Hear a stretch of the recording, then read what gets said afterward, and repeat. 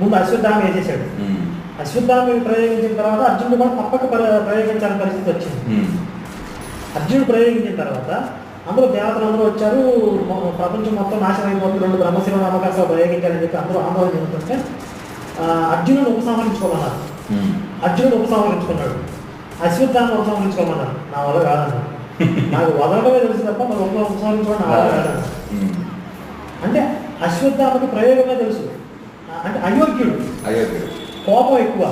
అలాంటి అయోగ్యుల చేతిలో ఇట్లాంటి విధ్వంసకర ఆయుధాలు ఉంటే ప్రపంచం మొత్తం నాశనం అవుతుంది కనుక ఆ మహాభారత యుద్ధంలోని భయంకర అణ్వాయుధాలని ఇట్లాంటి అయోగ్య అందరినీ కూడా అందులో సంహరించాడు.